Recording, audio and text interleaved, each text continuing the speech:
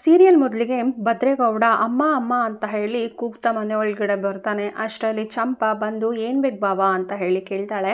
ನನಗೆ ಸಾನೆ ಹೊಟ್ಟೆ ಹಸಿತಾ ಇದೆ, ಊಟ ಕೊಟ್ಟು ಪುಣ್ಯ ಕಟ್ಕೋ ಅಂತ ಹೇಳಿ ಹೇಳ್ತಾನೆ. ಅದಕ್ಕೆ ಚಂಪಾ ಸರಿ ಕುತ್ಕೊಳ್ಳಿ ಬಾವ ಊಟ ಬಡಿಸ್ತೀನಿ ಅಂತ ಹೇಳಿ ಊಟ ಎಲ್ಲ ಬಡಿಸಿ ಊಟ ಮಾಡ್ತಿರ್ತಾನೆ. ಅಷ್ಟರಲ್ಲಿ ಅಜ್ಜಮ್ಮ ಬಂದು ಒಂದು ತುತ್ತು ಬಾಯಿಗೆ ಹಾಕ್ಕೊಳ್ಳೋಕ್ಕೆ ಬಿಡಲ್ಲ, ಕೈನ ತಡಿತಾಳೆ. ಭದ್ರೇಗೌಡ ಅಮ್ಮಮ್ಮ ನಾನು ಚೆನ್ನಾಗಿ ಕೈ ತೊಳೆದಿದ್ದೀನಿ, ಊಟ ಮಾಡೋಕ್ಕೆ ಬಿಡು, ಹೊಟ್ಟೆಲಿ ಹುಳ ಓಡಾಡ್ತೈತೆ ಅಂತ ಹೇಳಿ ಹೇಳ್ತಾನೆ. ಅದಕ್ಕೆ ಅಜ್ಜಮ್ಮ ಚೆನ್ನಾಗೇ ಕೈ ತೊಳೆದಿರ್ತೀಯ ಬಿಡು, ನೀನು ಫಸ್ಟು ನಿನ್ನ ಬುದ್ಧಿನ ಸಾಣೆ ಹಿಡಿಸ್ಕೋ ಅಂತ ಹೇಳೋದಕ್ಕೆ ಭದ್ರೇಗೌಡ ನನ್ನ ಬುದ್ಧಿಗೆ ಏನಾಗಿದೆ, ಚೆನ್ನಾಗೇ ಇದೆ ಅಲ್ವಾ ಅಂತ ಹೇಳ್ತಾನೆ. ಅದಕ್ಕೆ ಅಜ್ಜಮ್ಮ ಬೆಳಗ್ಗೆ ತಾನೇ ಹೇಳಿದ್ದಲ್ಲ, ಒತ್ತಾರೆ ತಾನೇ ಹೇಳಿದ್ದು ಅಲ್ವಾ ನೀನು ಹೆಂಡತಿ ಜೊತೆಗೆ ಇರಬೇಕು ಅಂತ ಹೇಳಿ, ಇನ್ನು ಮಧ್ಯಾಹ್ನ ಆಗಿಲ್ಲ ಆಗಲೇ ತಿರ್ಕೊಂಡು ಈ ಕಡೆಗೆ ಬಂದಿದ್ಯಲ್ಲ, ನಿನ್ನ ಬುದ್ಧಿಗೆ ಮಂಗ್ ಬಡ್ದಿದ್ಯಾ ಅಂತ ಹೇಳಿ ಅಜ್ಜಮ್ಮ ಭದ್ರೇಗೌಡಂಗೆ ಬೈತಾಳೆ. ಊಟಕ್ಕೆ ಇಲ್ಲಿಗೆ ಬರದೆ ಇನ್ನೆಲ್ಲಿ ಹೋಗಲಿ ಅಂತ ಭದ್ರೇಗೌಡ ಹೇಳಿದ್ದಕ್ಕೆ ಯಾಕೆ ಎಲ್ಲಿಗೆ ಹೋಗ್ತೀಯಾ, ನೀವು ಮಾಡೋಕ್ಕೆ ನಿನ್ನ ಹೆಂಡತಿ ಇಲ್ವಾ? ಅಜ್ಜಮ್ಮ ಎಂಡ್ರು ಅಂತ ಹೇಳಿದ್ದಕ್ಕೆ ಭದ್ರೇಗೌಡಂಗೆ ಕೋಪ ಬಂದ್ಬಿಡುತ್ತೆ. ಇನ್ನೊಂದು ಸಲ ನಾನು ಎಂಡ್ರು ಅಂತ ಹೇಳ್ಬೇಡ, ಮಾಡ್ತೀನಿ ನೋಡು ನಿನಗೆ ಅಂತ ಹೇಳಿ ಅಜ್ಜಮ್ಮನಿಗೆ ಬೈತಾನೆ. ಅದಕ್ಕೆ ಅಜ್ಜಮ್ಮ ಒಂದು ಸಲ ಅಲ್ಲ 100 ಸಲ ಹೇಳ್ತೀನಿ, ಏನಿವಾಗ ಏನು ಮಾಡ್ಕೊತೀಯಾ ಅಂತ ಹೇಳಿ ಕೇಳ್ತಾಳೆ. ಅಜ್ಜಮ್ಮ ಹೇಳ್ತಾಳೆ, ಏನು ಸಂಬಂಧ ಕಳ್ಕೊಂಡಂಗೆ ಮಾತಾಡ್ತಾ ಇದೆಯಾ, ಇನ್ನೂ ಕೋರ್ಟು 6 ತಿಂಗಳು ಟೈಮ್ ಕೊಟ್ಟಿದೆ, ನೀನು ಊಟ ಮಾಡಿದ್ರು ನಿದ್ದೆ ಮಾಡಿದ್ರು ಸ್ನಾನ ಮಾಡಿದ್ರು ಸುಮ್ಮನೆ ಕೂತ್ಕೊಂಡು ಗೋಡೆ ನೋಡಿದ್ರು ಸಹ ಅಲ್ಲೇ ಕೂತ್ಕೊಂಡು ಮಾಡಬೇಕು, ಇಲ್ಲಿಗೆ ಬರಬಾರ್ದು, ಇಲ್ಲಿಗೆ ಬರಬೇಕು ಅಂದರೆ ನಿನ್ನ ಹೆಂಡ್ತಿನ ಜೊತೆಯಲ್ಲೇ ಕರ್ಕೊಂಡು ಇಲ್ಲಿಗೆ ಬರಬೇಕು ಅಂತ ಹೇಳಿ ಅಜ್ಜಮ್ಮ ಹೇಳ್ತಾಳೆ. ಭದ್ರೇಗೌಡ ಇದ್ಯಾವುದಿದು ಹೊಸ ಕಾನೂನು ಅಂತ ಹೇಳ್ತಾನೆ. ಅದಕ್ಕೆ ಅಜ್ಜಮ್ಮ ನನ್ನ ಮನೆಯಲ್ಲಿ ನಾನೇ ಹೇಳಿದ್ದೆ ಕಾನೂನು. ಭದ್ರೇಗೌಡ ಹೇಳ್ತಾನೆ, ನಿನ್ನ ಆಟ ಎಲ್ಲ ನನ್ನ ಹತ್ರ ಇಟ್ಕೋಬೇಡ, ನನಗೀಗ ಹೊಟ್ಟೆ ಹಸಿತಾ ಇದೆ, ಊಟ ಮಾಡೋಕ್ಕೆ ಬಿಡು ಅಂತ. ಅದಕ್ಕೆ ಮೋಹನನು ಹೇಳ್ತಾಳೆ, ಅತ್ತೆ ಊಟ ಮಾಡೋಕ್ಕೆ ಬಿಡಿ, ಅವನಿಗೆ ತುಂಬ ಹೊಟ್ಟೆ ಹಸಿತಾ ಇದೆ ಅಂತ. ಅದಕ್ಕೆ ಅಜ್ಜಮ್ಮ ಮೋಹನಂಗೂ ನಿಂಗೆ ಗೊತ್ತಾಗಲ್ಲ ಸುಮ್ಮನಿರು ಅಂತ ಹೇಳಿ ಬಾಯಿ ಮುಚ್ಚಿಸ್ತಾಳೆ. ಅಜ್ಜಮ್ಮ ಹೇಳ್ತಾಳೆ, ನೀನೇನಾದರೂ ಅಲ್ಲಿ ಊಟ ಮಾಡದೇ ಹೋಗಿ ಇಲ್ಲಿ ಮಾಡಿದ್ರೆ ಜಡ್ಜ್ಗೆ ನಾನೇ ಫೋನ್ ಮಾಡಿ ಹೇಳ್ಬಿಡ್ತೀನಿ, ಸುದ್ದಿನ ತಿಳಿಸ್ಬಿಡ್ತೀನಿ, ಅವನು ಹೆಂಡತಿ ಮನೆಯಲ್ಲಿ ಊಟ ಮಾಡ್ತಾಯಿಲ್ಲ ಅಂತ ಹೇಳಿ ಜಡ್ಜ್ಗೆ ಹೇಳ್ತೀನಿ ಅಂತ ಹೇಳಿ ಅಜ್ಜಮ್ಮ ಎದುರಿಸ್ತಾಳೆ.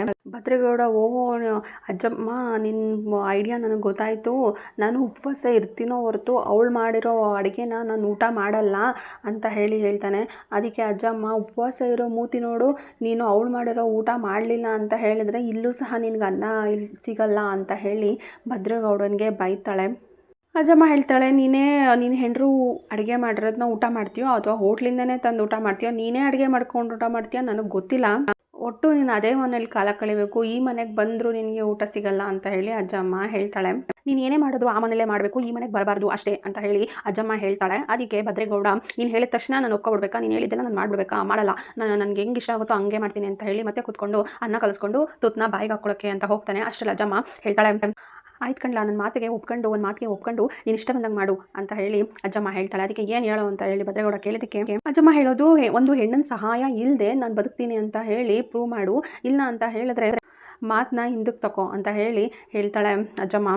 ಭದ್ರೇಗೌಡ ಹೇಳ್ತಾನೆ, ಈ ಭದ್ರೇಗೌಡಂಗೆ ಯಾವ ಹೆಣ್ಣಿನ ಸಹಾಯನೂ ಬೇಕಾಗಿ, ಮನ್ಸು ಮಾಡಿದ್ರೆ ಇದು ಅಪ್ಪನಂತ ಅಡುಗೆ ಮಾಡಿ ಇಡೀ ಊರಿಗೆ ಬಡಿಸ್ಬಿಡ್ತೀನಿ, ನಿಮ್ಮ ಊಟ ಯಾವನಿಗೆ ಬೇಕು ತಗೋ ಹೋಯ್ತಾ ಇರು ಅಂತ ಹೇಳಿ ಅಲ್ಲಿಂದ ಹೊರಡ್ತಾನೆ.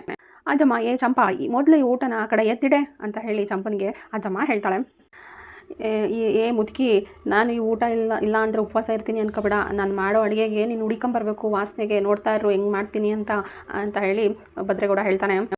ವಾಪಸ್ ಹೋಗ್ತಿರೋನು ಹಿಂದಕ್ಕೆ ತಿರುಗ್ಬಿಟ್ಟು, ನಮ್ಮ ತಾತ ನಿನ್ನ ಕಾಟನೋ ಹೆಂಗೆ ತಡ್ಕೊಂಡಿದ್ನೋ ಕಣವ ಅಂತ ಹೇಳ್ಬಿಟ್ಟು ಹೋಗ್ತಾನೆ. ಏನೇ ಮೋಹನ, ನಿನ್ನ ಮಗ ಇಷ್ಟು ಪಾಟಿ ಜಂಬ ಕುಚ್ಕೊಂಡು ಹೋಗ್ತಾ ಇದ್ದಾನೆ ಅಂತ ಹೇಳಿ ಅಜ್ಜಮ್ಮ ಮೋಹನಿಗೆ ಹೇಳ್ತಾಳೆ. ಅದಕ್ಕೆ ಪಾಪ ಅತ್ತೆಮ್ಮ, ಅವನು ಎಷ್ಟು ಹಸ್ಕೊಂಡು ಬಂದಿದ್ನೋ, ಊಟ ಮಾಡ್ತಾ ಇರಂಗೆ ಮಾಡಿಬಿಟ್ರಲ್ಲ ನೀವು ಅಂತ ಹೇಳ್ತಾಳೆ. ಅಜ್ಜಮ್ಮ ಮೋಹನಿಗೆ ಹೇಳ್ತಾಳೆ, ಗಂಡ ಹೆಂಡತಿ ಸೋಲ್ಬೇಕಾಗಿರೋದು 4 ಗೋಡೆ ಮಧ್ಯ ಅಥವಾ ತಟ್ಟೆ ಮುಂದೆ, ಅವನು ಗಂಡ ಹೆಂಡತಿ 4 ಗೋಡೆ ಮಧ್ಯ ಸೋಲಲ್ಲ ಅಂತ ಹೇಳಿದ ಮೇಲೆ ತಟ್ಟೆ ಮುಂದೆ ಅಲ್ವಾ ಅಂತ ಹೇಳ್ತಾಳೆ. ಅದಕ್ಕೆ ಮೋಹನ, ಗೊತ್ತಾಯಿತು ಅಜ್ಜಮ್ಮ, ನೀವು ಯಾಕೆ ನನಗೆ ಈ ಥರ ಹೇಳ್ತಾ ಇದ್ದೀರಾ ಅಂತ, ಆದ್ರೂ ಅವನ ಉಪವಾಸ ಕಳಿಸ್ಬಿಟ್ವಲ್ಲ ಅಂತ ಹೇಳಿ ಮೋಹನ ಕೊರಗ್ತಾಳೆ. ಅಜ್ಜಮ್ಮ ಹೇಳ್ಕೊಂಡು, ಅವನು ನನ್ನ ಮೊಮ್ಮಗ ಕಣೆ, ಅವ್ನು ಹಸ್ಕೊಂಡು ಏನಾದರೂ ಹೋದರೆ ನನಗೆ ನೋವಾಗಲ್ಲ ಅಂತ ಅಂದ್ಕೊಂಡಿದ್ಯಾ, ಕಾಯಿಲೆ ವಾಸಿ ಮಾಡೋ ಔಷಧಿ ಕೈಯಾಗಿರುತ್ತೆ, ಹಾಗಂತ ಕೆಟ್ಟದು ಅಂತ ಹೇಳೋಕ್ಕಾಗುತ್ತಾ, ನಾವು ಹಿಂಗೆ ಕಠೋರವಾಗಿ ನಡ್ಕೊಂಡ್ರೆ ಕಣೆ ಅವ್ನ ಹೆಂಡ್ರು ಬೆಲೆ ಗೊತ್ತಾಗಿ ಅವರಿಬ್ಬರು ಒಂದಾಗಕ್ಕೆ ಸಾಧ್ಯ ಅಂತ ಹೇಳಿ ಅಜ್ಜಮ್ಮ ಮೋಹನ್ ಹತ್ರ ಹೇಳ್ತಾಳೆ. ಇನ್ನು ಈಶ್ವರಿ ಮತ್ತು ಈಶ್ವರಿ ಮಗಳು ವಿದ್ಯಾ ಇರೋ ಔಟ್ ಹೌಸಿಗೆ ಬಂದುಬಿಟ್ಟು ಕೇಳ್ತಾ ಇರ್ತಾರೆ ವಿದ್ಯಾನ ಹತ್ರ, ಏನವ್ವ ವಿದ್ಯಾ ನೀನು ಈ ಮನೆಗೆ ಬರೋಂಗಾಗೋಯ್ತಲ್ಲ, ನೀನು ಮಹಾರಾಣಿ ಥರ ಇರಬೇಕಾದವಳು ಈ ಥರ ಗುಡಿಸ್ಲಲ್ಲಿ ಬಂದಿರೋಂಗಾಗೋಯ್ತಲ್ಲ ಅಂತ ಹೇಳಿ ಮಾತಾಡ್ತಿರ್ತಾಳೆ. ಅದಕ್ಕೆ ವಿದ್ಯಾನೂ ಸಹ ಅವ್ರು ಮಾತಾಡೋದು ಆಟಿ ಗೊತ್ತಾಗಿ ಅವರು ಟೂಗೆ ಮಾಡ್ತಾ ಇದ್ದಾರೆ ಅಂತ ಹೇಳಿ ವಿದ್ಯಂಗೂ ಗೊತ್ತಲ್ವಾ. ಸೊ ಅದಕ್ಕೆ ಅವಳು ಹೇಳ್ತಾಳೆ, ಹೌದಾ ಚಿಕ್ಕವ್ವ, ನೀವು ಅಷ್ಟೊಂದೆಲ್ಲ ಮನಸ್ಸಿಗೆ ಬೇಜಾರು ಮಾಡ್ಕೊಬಿಟ್ರೆ ನಿಮ್ಮನ್ನು ಇಲ್ಲಿಂದ ಕಳಿಸೋದಕ್ಕೆ ಇಷ್ಟ ಆಗೋದಿಲ್ಲ, ನನಗೆ ಇಲ್ಲೇ ಇರಿಸ್ಕೋಬೇಕು ಅನಿಸ್ಬಿಡುತ್ತೆ ಆಮೇಲೆ ಅಂತ ಹೇಳಿ ಹೇಳ್ತಾಳೆ ವಿದ್ಯಾ. ನೀನು ಈ ಮನೇಲಿರೋದನ್ನ ನೋಡ್ತಾ ಇದ್ದರೆ ನನಗೆ ಸಾನೇ ಸಂಕಟ ಆಗ್ತಾ ಇದ್ದೆ ವಿದ್ಯಾ ಅಂತ ಹೇಳಿ ಈಶ್ವರಿ ಹೇಳ್ತಾಳೆ. ಅಯ್ಯೋ ಚಿಕ್ಕವ್ವ, ನೀವು ಸಾನೇ ನೊಂದ್ಕೊಬೇಡಿ, ಮುಂಚೆನೇ ಎಲ್ಲ ವಿಷಯಕ್ಕೂ ನೊಂದ್ಕೊಬಿಟ್ಟಿದ್ದೀರಾ, ಇಷ್ಟಕ್ಕೂ ವಿಷಯಕ್ಕೆ ನೀವು ನನ್ನ ಪರವಾಗಿ ನೊಂದ್ಕೊಬೇಡಿ, ನಿಮಗೆ ತುಂಬ ಕಷ್ಟ ಆಗ್ಬಿಡುತ್ತೆ ಚಿಕ್ಕವ್ವ ಅಂತ ಹೇಳಿ ವಿದ್ಯಾ ಹೀಯಾಳಿಸ್ತಾಳೆ ಈಶ್ವರಿನ. ವಿದ್ಯಾ ಹೇಳ್ತಾಳೆ, ರೋಷ ಆವೇಶ ಇರೋರು ಯಾರೂ ಸಹ ಅವ್ರು ಹೇಳಿರೋ ಮಾತನ್ನ ತಡ್ಕೊಂಡು ಇರೋದಿಲ್ಲ, ಹಾಗಾಗಿ ಇಲ್ಲಿದ್ದೀನಿ, ನೀವೇನು ತಲೆ ಕೆಡಿಸ್ಕೊಬೇಡಿ ಅಂತ. ಅದಕ್ಕೆ ಚಿತ್ರನೂ ಹೇಳ್ತಾಳೆ, ಹೌದು ಕಣವ, ಅವಳಿಗೆ ರೋಷ ಆವೇಶ ಇರೋರು ಅಂತ ಮಾತನ್ನ ಕೇಳಿ ಸುಮ್ಮನೆ ಇರೋದಿಲ್ಲ, ವಿದ್ಯಾ ಆಗಿರೋದಕ್ಕೆ ತಡ್ಕೊಂಡವಳೆ, ಬರ್ತಾಳೆ ಬಿಡಿ ಅಟ್ಟಿಗೆ ಅಂತ ಹೇಳಿ ಈಶ್ವರಿಗೆ ಹೇಳ್ತಾಳೆ.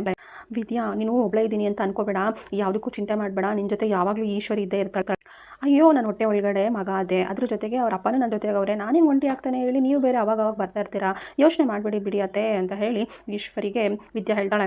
ಸರಿ ಕಣವ, ನಿನಗೆ ಏನಾದರೂ ಬೇಕಂತ ಹೇಳಿದ್ರೆ ಒಂದೇ ಒಂದು ಮಿಸ್ ಕಾಲ್ ಕೊಟ್ಬಿಡು, ಓಡೋಡಿ ಬಂದ್ಬಿಡ್ತೀವಿ, ನಾವು ಇಲ್ಲೇನಾದರೂ ಇದ್ದರೆ ಹೆಚ್ಚಿಗೆ ಹೊತ್ತಿದ್ರೆ ಯಾರಾದರೂ ನೋಡಿ ತಪ್ಪು ತಿಳ್ಕೊತಾರೆ, ಸರಿ ನಾವಿನ್ನು ಬರ್ತೀವಿ ಅಂತ ಹೇಳಿ ಹೊಡ್ತಾಳೆ. ಅದಕ್ಕೆ ವಿದ್ಯಾ ಹೊರಡೋ ಟೈಮಲ್ಲಿ, ಹೌದು ಚಿಕ್ಕತೆ, ಎರಡು ಪಕ್ಷ ಇದ್ದಾಗ ಎರಡೂ ಪಕ್ಷದ ಕಡೆ ಒಳ್ಳೆತನ ತೋರಿಸ್ಕೊಂಡು ಒಳ್ಳೆಯವರು ಅನಿಸ್ಕೊಳ್ಳೋದು ಸಾನೇ ಎಷ್ಟು ಕಷ್ಟ ಅಂತ ನನಗೆ ಗೊತ್ತು, ಹೊರಡಿ ಇಲ್ಲಿಂದ ಬೇಗ ಹೊರಡ್ಬಿಡಿ, ಯಾರಾದರೂ ನೋಡಿದ್ರೆ ಸಾನೇ ಕಷ್ಟ ಆಗುತ್ತೆ ಅಂತ ಹೇಳಿ ಅವ್ರನ್ನ ಹೊರಡಿಸ್ತಾಳೆ. ಇನ್ನು ಹೊರಗಡೆ ಬಂದಾಗ ಚಿತ್ರ ಹೇಳ್ತಾಳೆ ಅವ್ರ ಅಮ್ಮನಿಗೆ ಈಶ್ವರಿಗೆ, ಯಾಕವ್ವ ಅವಳು ಅಷ್ಟು ಕಿಂಡಲ್ ಮಾಡಿ ಮಾತಾಡ್ತಾ ಇದ್ರು, ನೀನು ಸಮಾಧಾನವಾಗಿ ಮಾತಾಡ್ತಾ ಇದ್ದೆ ಅಂತ. ಅದಕ್ಕೆ ಈಶ್ವರಿ, ಗೆಲ್ಲೋ ಸಮಯ ನಮ್ದಿಲ್ಲ ಅಂತ ಹೇಳಿದ್ರೆ, ಟೈಮು ಸರಿ ಇಲ್ಲ ಅಂತ ಹೇಳಿದ್ರೆ ನಾವು ತುಂಬ ತಾಳ್ಮೆಯಿಂದನೇ ಇರಬೇಕು ಚೈತ್ರ ಅಂತ ಹೇಳಿ ಹೇಳ್ತಾಳೆ. ಕಾಲ ಅವಳ ಕೈಲಿದೆ, ಟೈಮ್ ಅವಳ ಕೈಲಿದೆ, ಅತ್ತೆ ಆಗಿದ್ರು ನನ್ನ ಮೆತ್ತಿಗೆ ಇವಾಗ ಮಾತಾಡಬೇಕು, ಬಾ ಹೋಗೋಣ ಅಂತ ಹೇಳಿ ಹೇಳ್ತಾಳೆ. ಇನ್ನು ಭದ್ರಗೌಡ ವಿದ್ಯೆ ಇರೋಂಥ ಔಟ್ ಹೌಸ್ಗೆ ಬಂದು ಅಡುಗೆ ಮಾಡೋಕ್ಕೆ ಸ್ಟಾರ್ಟ್ ಮಾಡ್ತಾನೆ. ಏನು ಅನ್ಕೊಬಿಟ್ಟವ್ರೆ, ಹೆಂಗಸರಿಲ್ಲ ಅಂದರೆ ನಮಗೆ ಅಡುಗೆ ಮಾಡೋಕ್ಕೆ ಬರಲ್ವಾ, ಈಗ ಮಾಡ್ತೀನಿ ನೋಡಿ ಹೆಂಗೆ ಮಾಡ್ತೀನಿ ಅಂತ ಹೇಳಿ ಅಡುಗೆ ಮಾಡೋಕ್ಕೆ ರೆಡಿ ಮಾಡ್ಕೊಳ್ತಾನೆ. ಅವ್ನ ಪಡ್ಕೊಂಡು ಮಾತಾಡ್ಕೊತಾ ಇರ್ತಾನೆ. ದೊಡ್ಡವರೆಲ್ಲ ಗಂಡಸರೇ ಅಲ್ವಾ, ದೊಡ್ಡ ಊಟಕ್ಕೆಲ್ಲ ಗಂಡಸರೇ ಅಲ್ವಾ ಅಡುಗೆ ಮಾಡೋದು, ನಳಪಾಕ ಇಳಿಸೋದೆಲ್ಲ ಗಂಡಸರೇ ಅಲ್ವಾ, ಹೋಟ್ಲಲ್ಲೆಲ್ಲ ಅಡುಗೆ ಮಾಡೋದೆಲ್ಲ ಗಂಡಸರೇ, ಏನೇನು ಬೇಕೋ ಎಲ್ಲ ತಂದಿಟ್ಟಾಯಿತು, ಏನೇನು ಬೇಕೋ ಇವಾಗ ರುಚಿಯಾಗಿ ಮಾಡ್ಕೊಂಡು ತಿಂತಾ ಇರೋದೆಯಾ ಅಂತ ಹೇಳಿ ಮಾತಾಡ್ಕೊತಾ ಇರ್ತಾನೆ. ವಿದ್ಯಾ ಪಕ್ಕದಲ್ಲಿ ನಿಂತ್ಕೊಂಡಿದ್ರು, ಅವಳಿಗೆ ಕೇಳಿಸ್ಲಿ ಅಂತ ಹೇಳಿ ಭದ್ರ ಮಾತಾಡ್ತಿರ್ತಾನೆ. ಅವಳು ಕೇಳಿಸೋ ರೀತಿ ಅವಳ ಪಡೆಗಳು ಕೆಲಸ ಮಾಡ್ಕೊತಾ ಇರ್ತಾಳೆ. ತರಕಾರಿ ಕಟ್ ಮಾಡ್ತಾ ಇರಬೇಕಾದ್ರೆ ಕೈ ಕುಯ್ಕೊಬಿಡ್ತಾನೆ ಭದ್ರೇಗೌಡ. ಅಂತ ಕಿರ್ಚ್ಕೊತಾನೆ. ಆಗ ವಿದ್ಯಾ ಏನೂ ನೋಡೋದಿಲ್ಲ. ಆವಾಗ ಕಲ್ಮನ್ಸಿರೋರಿಗೆ ಪ್ರೀತಿ ಕೊಟ್ಟರೆ ನೀನಲ್ಲ ಕಣ್ಲ, ನೀನಂತ ಪ್ರೀತಿ ಮಾಡೋರು ಯಾರೂ ಇಲ್ಲ ಅನ್ಕೊಂಡು ಅವನೇ ಹೇಳ್ಕೊತಾ ಇರ್ತಾನೆ. ಭದ್ರ ಒಟ್ವಟ ಅಂತ ಹೇಳಿ ಮಾತಾಡ್ತಾನೆ ಇರ್ತಾನೆ. ವಿದ್ಯಂಗೆ ಕೇಳೋಕ್ಕಾಗ್ತಿರಲ್ಲ, ಯಾಕೆ ಈ ಅಪ್ಪ ಹಿಂಗೆ ಮಾತಾಡ್ತಿದ್ದಾನೆ ಅಂತ ಅನ್ಕೊತಿರ್ತಾಳೆ. ಅಷ್ಟರಲ್ಲಿ ಕುಕ್ಕರು ಕೂ ಅಂತ ಕೂಗುತ್ತೆ. ಆವಾಗ ಬಂದ್ಬಿಟ್ಟು ಕುಕ್ಕರ್ನ ಆಫ್ ಮಾಡಿಬಿಟ್ಟು, ನಿನಗೆ ಎಷ್ಟು ಸಲ ಹೇಳಿದ್ದೀನಿ ಕೂಗ್ತಾನೆ ಇರಬೇಡ, ಬಡ್ಕೋತಾನೆ ಇರಬೇಡ, ನಾನು ಕೇಳೋಕ್ಕಾಗಲ್ಲ ಅಂತ ಹೇಳಿ ಕುಕ್ಕರ್ಗೆ ಹೇಳೋ ರೀತಿ ಅವನಿಗೆ ಹೇಳ್ಬಿಟ್ಟು ಹೋಗ್ತಾಳೆ. ಭದ್ರೇಗೌಡ ಪಾತ್ರೆಗೆ ದೋಸೆ ಹಿಟ್ಟನ್ನ ಹಾಕ್ತಿರ್ಬೇಕಾದ್ರೆ ಕೈ ಮೇಲೆಲ್ಲ ಸುಲ್ಕೊಬಿಡ್ತಾನೆ. ಅದು ನೋಡಿ ವಿದ್ಯಾ ಜೋರಾಗಿ ನಗಾಡ್ಬಿಡ್ತಾಳೆ. ಭದ್ರೇಗೌಡ ಯಾಕೆ ಎಸಿತಿದ್ದೀ ಅಂತ ಕೇಳ್ತಾನೆ. ಅದಕ್ಕೆ ವಿದ್ಯಾ, ಯಾಕೆ ನನ್ನ ಪಡಗೆ ನಾನು ನಗ್ತಾ ಇದ್ದೀನಿ, ನಗಬಾರ್ದು ಅಂತ ಕಾನೂನಿದೆ ಅಂತ ಹೇಳಿ ಕೇಳ್ತಾಳೆ. ಇದು ಅಂಕಿತ ಅಂತ ಸುಮ್ಮನಿರ್ತಾ ಇದ್ದೀನಿ, ಸುಮ್ಮನೆ ಹಿಂಗೆಲ್ಲ ಮಾಡಿದ್ರೆ ಸುಮ್ಮನಿರಲ್ಲ ಬಿಡು, ನೋಡ್ತಾ ಇರೋ ಏನು ಮಾಡ್ತೀನಿ ಅಂತ ಹೇಳಿ ವಿದ್ಯನಿಗೆ ಬೈತಾನೆ ಭದ್ರ. ಏ ಭದ್ರ, ಇವ್ರ ಮುಂದೆನೇ ಇದೆಲ್ಲ ಬೇಕಾಗಿತ್ತೇನಲ್ಲ ಅಂತ ಹೇಳಿ ಅವನೇ ಬೈಕೊಂತಾನೆ. ಎಲ್ಲ ರೆಡಿ ಆಯಿತು, ಈಗ ದೋಸೆ ಒಂದೇ ಹಾಕೋದೊಂದೇ ಬಾಕಿ ಇರೋದು ಅಂತ ಹೇಳಿ ದೋಸೆ ಹಾಕ್ತಿರ್ತಾನೆ. ಅಷ್ಟರಲ್ಲಿ ವಿದ್ಯಾ ಅವ್ನ ಮಾತನ್ನ ಕೇಳಿಸ್ಕೊಳ್ಳೋಕ್ಕಾಗದೆ ಒಟ್ವಟ ಅಂತಾನೆ ಇರ್ತಾನೆ ಅಂತ ಹೇಳ್ಬಿಟ್ಟು ಭದ್ರೇಗೌಡ ಒಟ್ವಟ ಅಂತಾನೆ ಇರ್ತಾನೆ ಅಂತ ಹೇಳಿ ಮತ್ತೆ ಕುಕ್ಕರ್ ಹತ್ರ ಬಂದು, ನಿನಗೆ ಎಷ್ಟು ಸಲ ಹೇಳ್ತೀನಿ ಬಾಯಿ ಬಿಡ್ಕೊಂತ ಇರಬೇಡ, ಒಟ್ವಟ ಅಂತ ಸುಮ್ಮನಿರು ಅಂತ ಹೇಳಿ ಕುಕ್ಕರ್ ತಲೆ ಮೇಲೆ ಬಡಿತಾಳೆ. ಅಷ್ಟೊತ್ತಿಂದ ನೋಡ್ತಾ ಇದ್ದೀನಿ, ದೋಸೆ ಹಾಕಬೇಕು ಅಂದಾಗೆಲ್ಲ ಅಡ್ಡ ಬರ್ತೀಯಲ್ಲ, ದೋಸೆ ಕೆಡಿಸ್ಬೇಕು ಅಂತ ಇದೆಯಾ ತಾನೇ ಅಂತ ಹೇಳಿ ವಿದ್ಯನಿಗೆ ಭದ್ರೇಗೌಡ ಬೈತಾನೆ. ಹೌದು, ನನಗೆ ಹೊಟ್ಟೆ ಊರಿನೇ, ನೀವು ಹಾಕ್ತಿರೋ ದೋಸೆನ ನನಗೆ ಹಾಕಕ್ಕೆ ಬರಕಿಲ್ಲ ಅಂತ ಹೇಳಿ ಅವಾಗ ಬಂದು ನಿಮಗೆ ಹಿಂಸೆ ಕೊಡ್ತಾ ಇದ್ದೀನಿ, ನಂತವ ಇವೆಲ್ಲ ನೋಡ್ಕೋಬೇಡ ಅಂತ ಹೇಳಿ ಕೈ ಬೆರಳು ತೋರಿಸಿ ಆಮೇಲೆ ನೋಡ್ಕೊತೀನಿ ಅಂತ ಹೇಳಿ ದೋಸೆ ಹತ್ರನೂ ಹೋಗ್ತಾನೆ. ನನ್ನಂಥ ದೋಸೆ ಯಾರಿಗೆ ಹಾಕಕ್ಕೆ ಬರ್ತಿದೆ ಅಂತ ಹೇಳಿ ದೋಸೆ ಹಾಕ್ತಿರ್ತಾನೆ. ದೋಸೆ ಮೇಲೆ ಮೊಟ್ಟೆ ಹಾಕ್ತಾನೆ. ಅಷ್ಟರಲ್ಲಿ ಯಾವುದೋ ಫೋನ್ ಬರುತ್ತೆ. ಪಾಪಣ ಅಂತ ಹೇಳ್ತಾನೆ. ಅವ್ನು ಆ ಕಡೆಯಿಂದನೂ ಮಾತಾಡ್ತಿರ್ತಾರೆ.